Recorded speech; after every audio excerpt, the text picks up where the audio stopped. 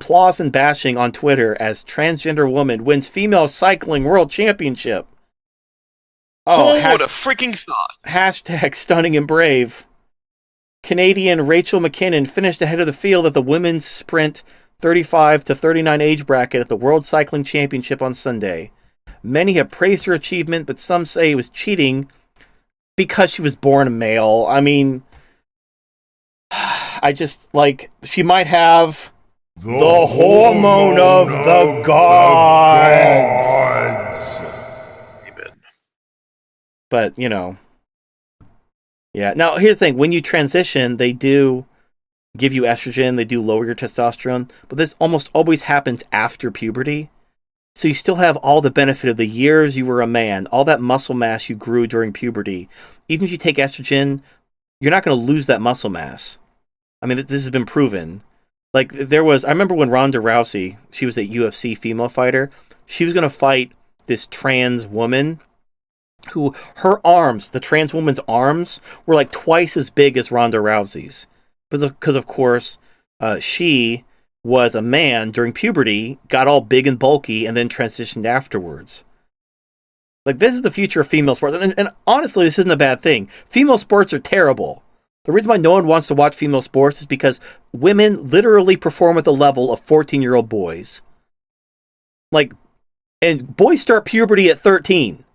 So we're talking 1 year into puberty, boys have already caught up with women, and by 15, they've already leapfrogged past women, never to be seen again. So, I mean, do you like watching JV sports in high school? Probably not.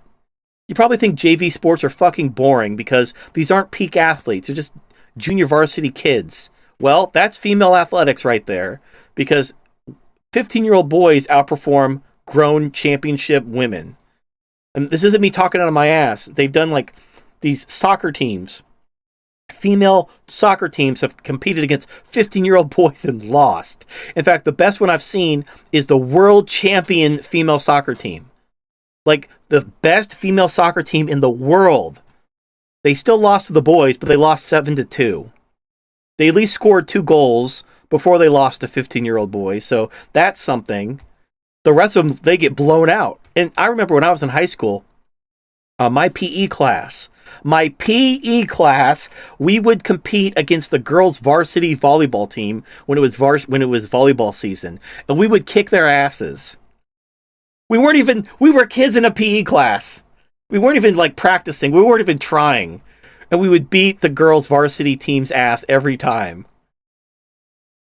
So what do you expect to happen when you start letting trans people into female sports? They're going to whoop their asses. And this might actually this will make female sports great again. Because I would not pay money to go to a WNBA game or some female sporting game, but throw a couple trans women in there. Oh, fuck, I'm going to be on the front row, especially if it's a contact sport. I'm going to be having popcorn. I'm going to be fucking recording it. I'm going to buy the jersey. I'm going to get it autographed. It's going to be amazing. I want to see like arena football with trans women just bowling over women, like knocking them headfirst into the ground. I will laugh my ass off. That will be hilarious. You know what? You would too. You would too. This is great. So we're gonna have so much money. If you are a female sports league, you need to get trans athletes into your league and start promoting the shit out of it. It will be so funny. It's gonna be like a greatest hits fucking like fail compilation of women just getting bowled over by these trans women twice their size. It will be hilarious. Oh my god. You know what pisses me off is that you've got all these cartoons and shows, portraying women as far superior to men, even athletically. And every time I see this, I cringe and like, this is so contrary to reality. This is just. Yeah, I know. Now, to the people who are like, "Oh, this isn't fair. This man stole the championship for these hardworking women." How dare you? This is a woman. Gender is a social construct. Men and women are equal. If you think this woman cheated just because she was born a man and has the hormone of the gods. Hell yeah. then you are being a transphobic and you're a bigot and you're sexist and you're probably also an Islamophobe and you should be ashamed of yourself. All right. You know what? I'm the Sober Cat. Time to Sober Cat. We got 2 more articles and then we're done. Second to last article. Now the fact this is the second to last article, you know that the last article is going to be good. This is from Vice. So this is the anal polyp on the news media.